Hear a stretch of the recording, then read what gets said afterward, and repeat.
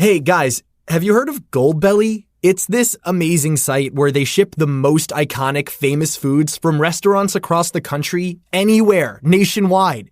I've never found a more perfect gift than food. They ship Chicago deep dish pizza, New York bagels, Maine lobster rolls, and even Ina Garten's famous cakes. So if you're looking for a gift for the food lover in your life, head to goldbelly.com and get 20% off your first order with promo code GIFT. Welcome to Good Morning Hospitality, your one-stop shop for the latest news, noteworthy trends, and thought-provoking discussions across the industry. From hotels and short-term rentals to all things travel and hospitality, you'll find each episode equips you with the information you need to start your week. Join us on Good Morning Hospitality every Tuesday, wherever you get your podcasts. Good morning, Sarah. How are you? Good morning, Leo. Good to see you, buddy. How's it going? Oh, it's great. It's great. Blue skies. I'm very, very happy. I'm seeing you. Well, the audience are seeing us after Easter. Of course, we are recording this ahead of Easter, so we can both have nice, relaxing holidays.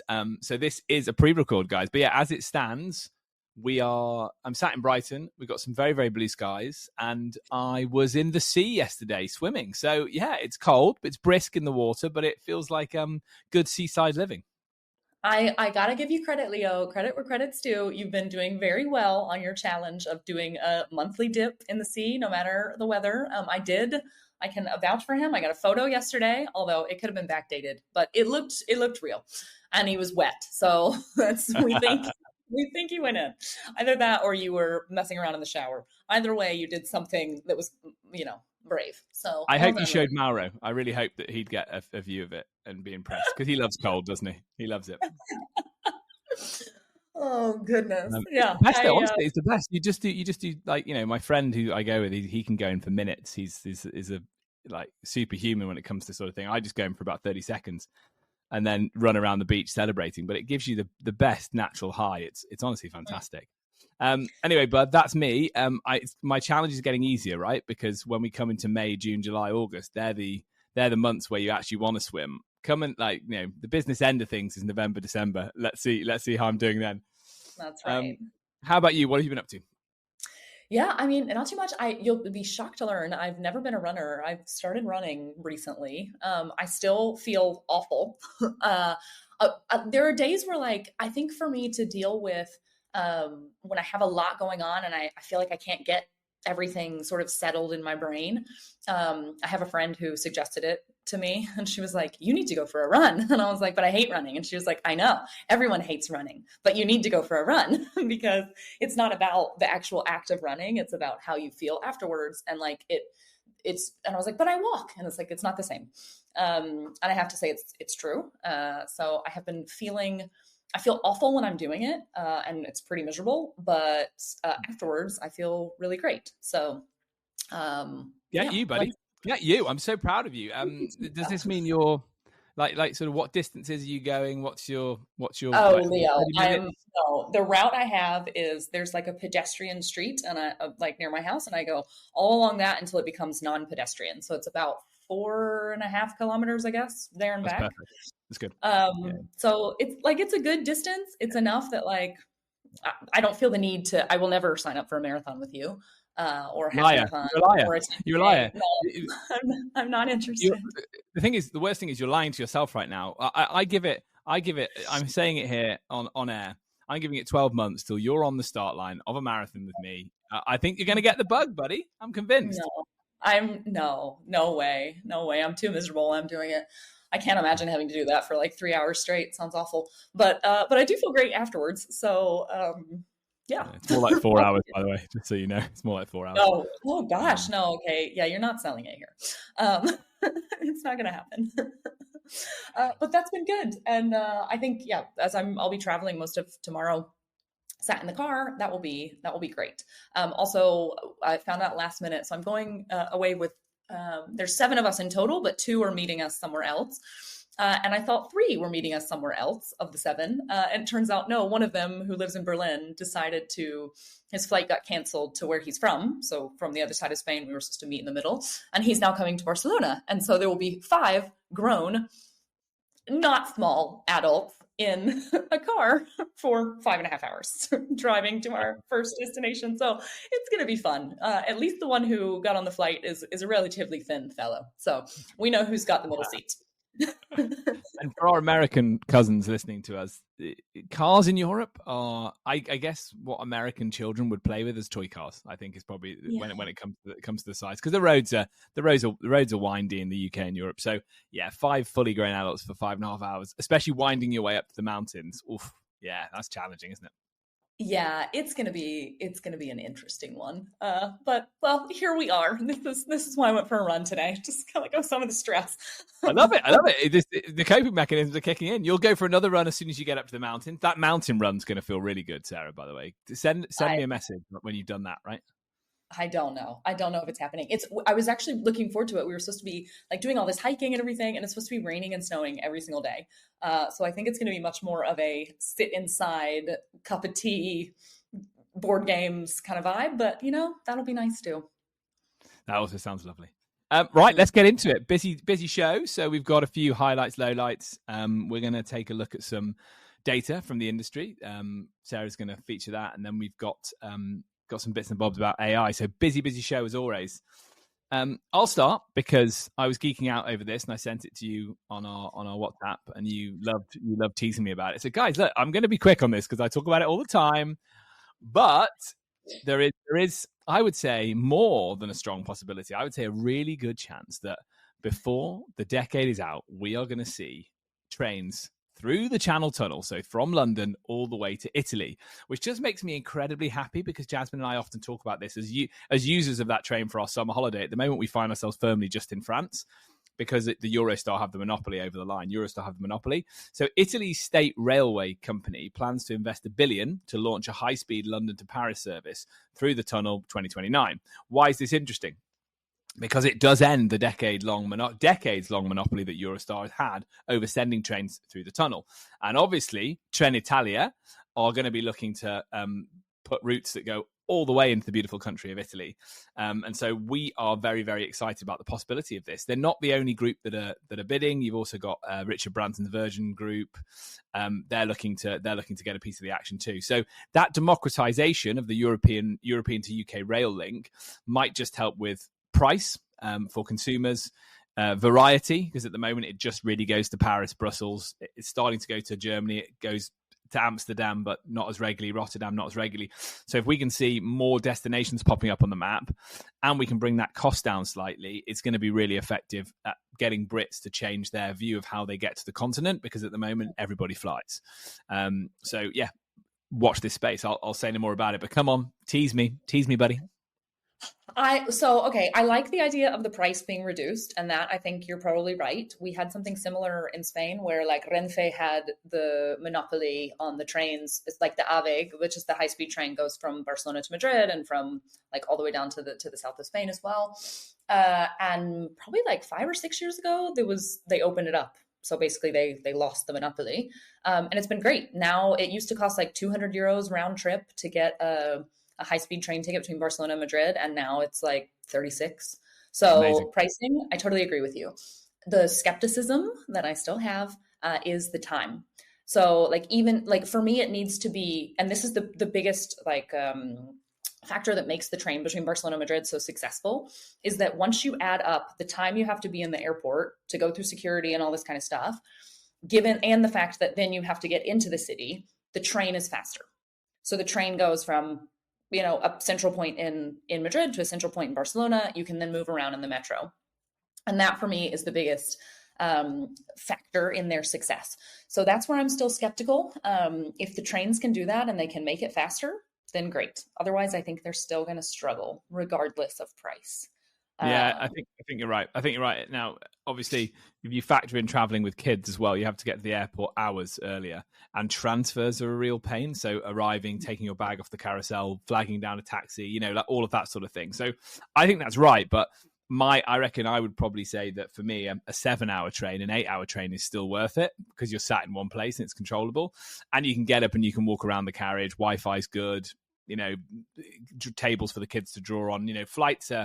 Flights are very you're very stuck, aren't you? So yeah, I think that's right. Convenience has to also kind of trump everything, and if it starts to not, then yeah, we are going to struggle. But I think that's potentially just a limitation of this type of travel, right? Is that clearly we're not suggesting that people are going to start going London to Moscow for their holidays. It's really that I do think there is a limit to it, but I think it's France that legislated against flights that were less than an hour.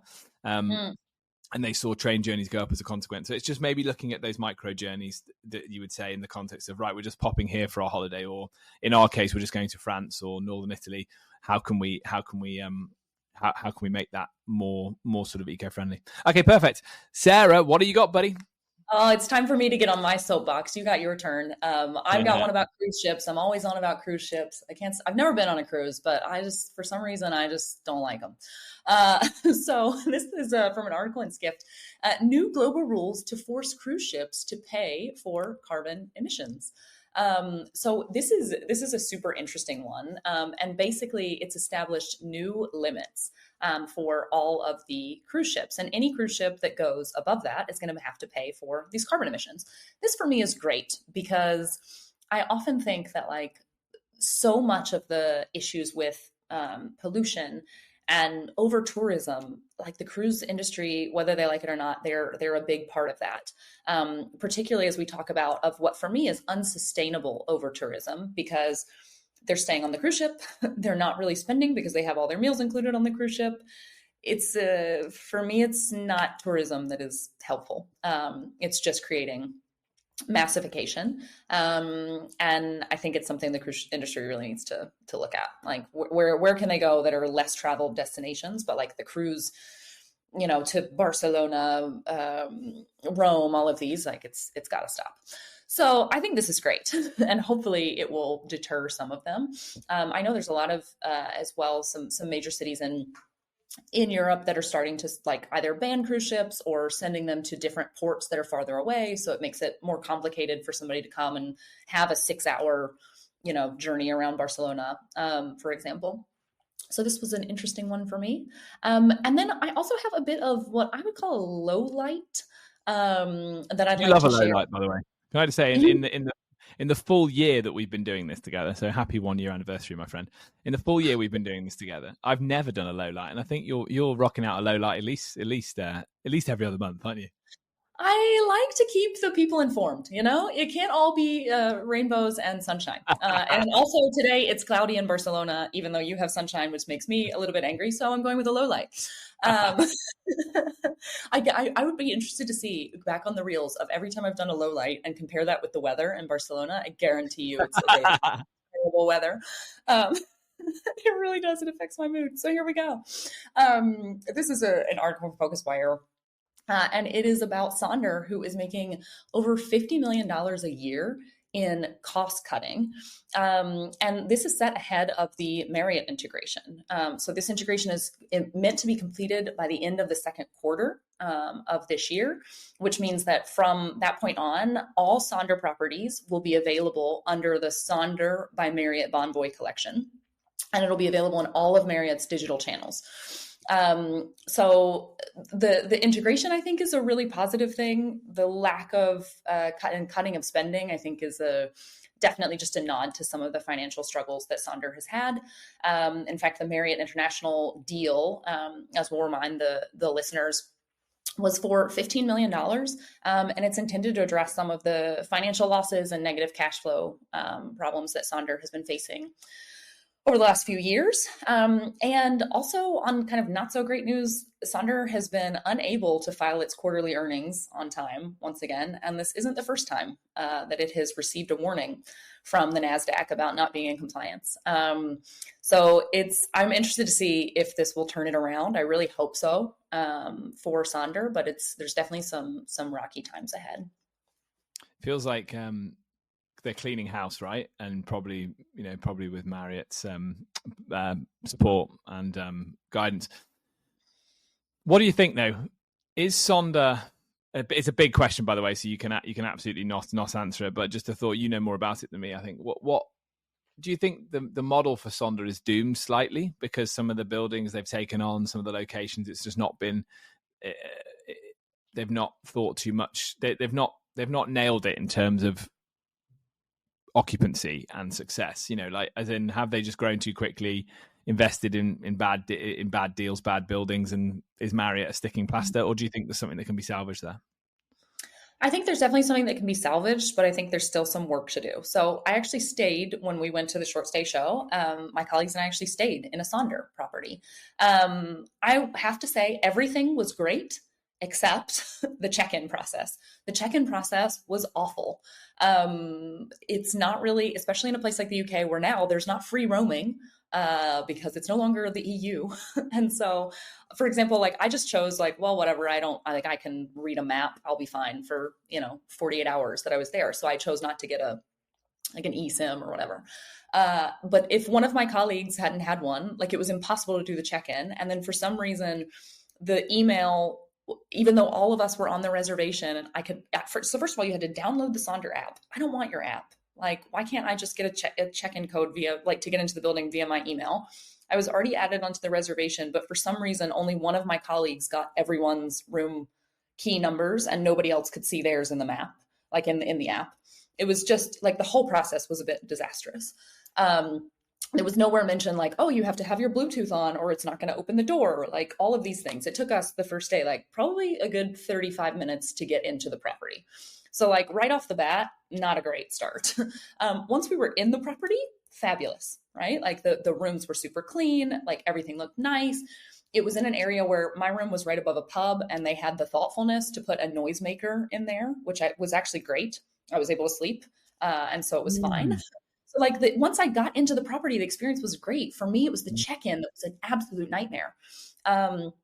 So, and I've stayed in Sonder properties before where like, I'm talking years ago, where like you would turn up and there was like no soap in the bathroom or no like toiletries or whatever the case may be. And that was frustrating. And this time there was everything. They had like really nice bath products, right, like amenities. Yeah. So they're stepping it up, but they still have a ways to go. And I think this is something that hopefully the professional arm and professionalism of Marriott is going to help them sort out. Because if they can get that sorted out, I do think that like the building was nice. The rooms were lovely. Like, I don't think that the investments they've made are unsalvageable. I think they just have missed it on some of the most important things, which are like, if you're going to have keyless entry, it has to work. Yep. The experience has to be standardized, right? So that when you take that Marriott Bonvoy loyalty card member to loyalty point member to their first Sonder, it replicates the thought and care and attention that the Marriott hotel pays them, right? So and that has to be right. So we talk about the word I want to use here is consistency. I stayed in a fantastically well located Sonder in Miami Beach that had a reception desk. So you went into a reception desk, and we did get sent a code, but also we went to a reception desk and that also worked. But yeah, I felt the app. I felt the app wasn't great. And every Sonder I've been at, I agree with you about the toiletries and towels and things like that. It just feels a little bit cheap.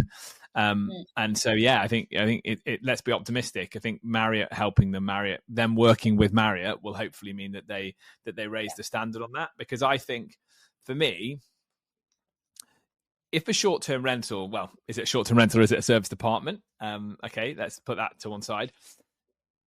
If a short-term rental doesn't have the personal touch, if it just feels very generic, which often places like Sonder can, if it feels generic, i.e. the photo, the art on the wall feels generic, it's just got a big screen TV and a big bed and it's a bit bare, it's already like cheapening the experience for me, and you have to try and cozy it up, and the way to cozy it up is things like towels, toiletries, going that extra mile around the noise-making device that you just mentioned. But again, I just want to we talk about that using technology to free yourself to be able to give a more handheld hospitality experience. And I wonder if at Sonder's scale that is possible, because they're so out of that day-to-day of giving that, it's a tech solution. Will they be able to do that? Will they be able to bring those touches that mean people feel warm and cozy and think to book direct with Sonder again, right?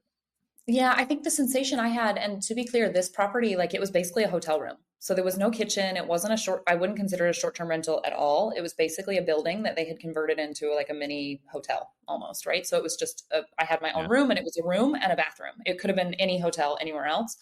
except for the check-in experience. I think the risk for them, if they don't allow Marriott to kind of take the wheel a little bit on this and guide them, is that the level of experience and I don't know if to say like luxury, but the level that Marriott Bonvoy customers expect is higher than what was received. And for me, it was a massive step up from previous Sonders I'd stayed in. And so I think that's the risk that they have is, are they going to become the lower, how do I say this in a nice way? Are they going to become sort of the budget version of Marriott Bonvoy? Are they like the budget option for those customers? And if so, I think there's a lot to be managed in the way of expectations with the guest so that it doesn't tarnish the reputation of Marriott and or Sonder. Yeah, okay. Look, let's keep an eye on it. That's a highlight, low light that's turned into quite an interesting discussion around it. We will definitely keep an eye on it. Sarah, let's talk data. Let's talk data. Okay, guys. So as we mentioned, we are recording this, so we don't have obviously post-Easter data. That will come pretty soon, but let's take a look at what was happening already in terms of like future bookings. So Easter week bookings are up 67% compared to 2 weeks prior. And that outpaces last year's Easter bookings by 24%. So it seems like for sure one of the biggest trends is the warmer weather. So Easter obviously is several weeks later rather than being in late March like it was last year. And so this is definitely helping, and travelers are looking for warmer destinations. It seems everyone except me, who is going to the Pyrenees where it's going to be snowing, but most people are opting for warmer destinations. So that means that Easter bookings in places like Italy and Greece are seeing exceptional performance. And then also some interesting call outs with some popular city destinations.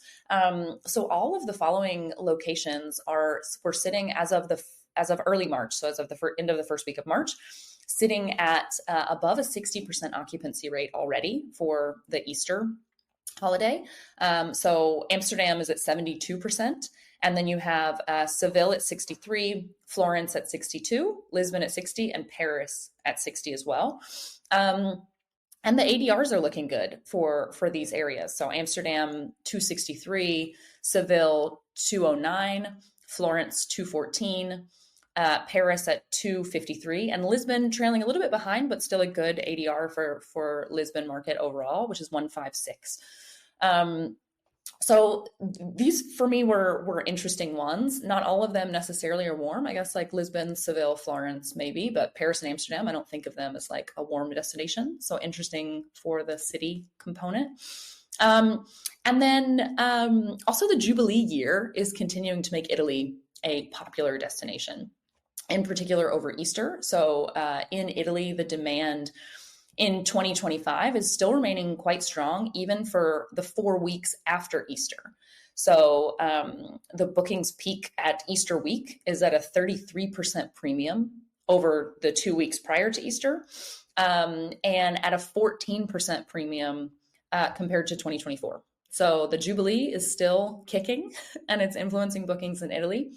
And then I guess let's end on a lighter note for those travelers who are looking for a deal for Easter. Let's talk about some locations that maybe there's still a deal to be had, both as it relates to occupancy and ADR. So they're seeing lower occupancy and ADR compared to the weeks surrounding the Easter holiday, which would be Munich and Cologne in Germany. So if anybody has ever wanted to go to Munich or Cologne, now might be your time to get a more affordable holiday, at least as it relates to accommodation over the Easter holidays. So it's the old pattern of people going for a bit of heat during the Easter break, which feels quite normal. We also have a year where there's no major sporting event happening right in the middle. We had a couple going on last year, didn't we? One being in Paris in particular. I imagine we're seeing Paris booking behavior normalizing. Good for that market, as obviously I think some stayed away through the year and it maybe affected it. The Jubilee in Italy I find fascinating as well, right? Because it's an event that it's probably each town and city is doing something to hitch their wagon to it, and it's a series of events going on over a year, not just around a 2-week period. So I think we might find when we look at the next lot of data that comes in a couple of weeks' time, that the trend again is good for Italy, and it shows you that if you are from a particular country town, you should be doing whatever you can to talk about annual events. And for some reason, years being key years why everybody needs to come and visit. UK Tourist Board, please take note. I think it's phenomenally interesting. I think it's a phenomenally interesting trend. In terms of you mentioned the bookings are up 24% on last year. Is that right? Already. Mm-hmm. Any idea what's driving that? We've obviously got slightly lower inflation, maybe a stronger economic outlook in Europe. Do we think that's affecting buyer behavior? Yeah, I mean, for sure it is, right? We have much lower inflation. And ultimately, it's, at least in the case of Italy, it's the Jubilee is having a massive impact, right? So actually, the total stats are 33% premium over the 2 weeks before Easter. So basically Easter, you have the Jubilee, which is the Jubilee year, and then you have a major Christian holiday. So this is definitely going to have an impact. Easter is a huge one. And then compared to 2024, it was a 14% premium in bookings. So definitely there is movement there that is for sure related to the Jubilee year. And then when it comes to the rest of the demand, people are always seeking a warmer place for over Easter, but it's so much easier in mid-April when the weather tends to be better almost everywhere and you're guaranteed. I would say, I mean, in most places in Spain and Italy, except for Barcelona right now, I don't know what's happening, but you're pretty much guaranteed like almost a summer vibe. I mean, 2 weeks ago, even in Barcelona, I went out for lunch and I was in a skirt and a tank top, and it was warm. I mean, they had to open the umbrellas while we were sitting outside. So I think for me, it's more about the warm weather seeking, and that makes it so much easier given the dates of Easter. So many people already have the holiday time. And so it's definitely increasing the bookings in these warmer locations because it's not a risk anymore. It's not like, oh, we'll go there because there's much higher of a chance we'll have better weather. It's almost guaranteed nice weather at this point. And so that's sort of my read on it. Yeah, and I think that's when the Northern Europeans coming down to Southern Europe is at its most relevant, because I always say about the UK, and I'm sure other Northern European people say it about their country, weather here is great, but the summer's too short. When we come into the summer season, though, we're finding increasingly that we're not going anywhere. We're staying at home. We're either going local, we're driving, or we're just staying at home because we live at the beach. I don't know if I mentioned that once or twice. And then again, you come back to Italy, Greece, Spain, September, October, because you have that same thing, is that you leave autumn, you leave home in autumn and you make it back to summer again, which is really nice. So you're stretching out the season. And again, I'll be interested to see the data through the year to see if more Northern European travelers are opting to stay in short-term rentals more locally, given that the climate is getting hotter, and clearly that would serve everybody well if that summer season gets longer. Also, can I say, potentially we're reaching a point where people are starting to look at certain areas of Spain in particular and saying, is it just going to be too hot in August in this part of Spain, right? And I think conversations like that are also happening. So the weather can play for you in April, right? As a destination, the weather can play for you in April and against you in August, right? Yeah. And the answer is yes. Most places in Spain in July and August are insufferable. I even went I remember a trip to Seville in early October. It was like, for me, it was perfect weather. It was sunny. It was like 27, 28 degrees. But Seville in August is like 38 degrees. It's insufferable. There's no way. You're not leaving the house. It's insufferable. The streets are bare and everybody only goes out at night because it's the only time you can stand to be on the street when it's a balmy 32 instead of 38. So I think for sure this is something we're going to see. And we might actually, I'm curious to, I don't know, I'm not a fan of global warming, obviously, but I am curious to see kind of what the impact is in the coming years if we're going to see like a reversal. So are we going to see, normally people coming to Spain and Italy and these warmer places? Are we going to see Spaniards and Italians and the Greeks actually like retreating to Sweden or Norway in August because it's too hot? Maybe. I actually think you're right. I do, and I know you're slightly saying that tongue in cheek, but I think there's a lot of fact in what you're saying. Right? we're all sun chasers, aren't we? So I think that you'll continue to see shoulder season get bigger. You know, if you're having these really nice days in lots of parts of Europe in February, Northern Europeans are going to take advantage of that, and that's going to be the place to go. The Canary Islands is a great example, is that's pretty much perpetual summer, or perpetual spring. Late spring is how it feels.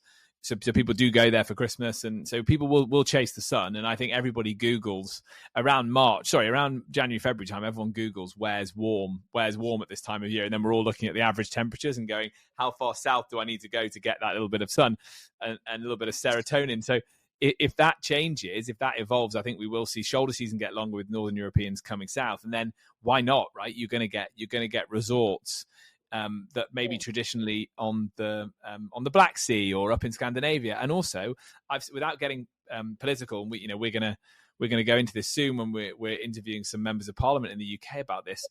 Again, the UK has some amazing coastal towns, and as the weather gets warmer, you've honestly the restaurants are going outdoors. There's pedestrianisation going on in certain towns. All of this thing to meet the demand to make places really nice to go to. So yeah, I agree. I think nothing is static when it comes to tourism for sure, and this I agree will be an evolving trend. Awesome. Miraculously, we're almost on time, Leo. Pretty good. And we haven't really talked about tourism yet this year, but I'm sure we're gonna get into that as the season hots up. But yeah, interesting, really interesting conversations. There's a few more bits I wanted to go through, but we'll just save them and we'll go through them in future weeks.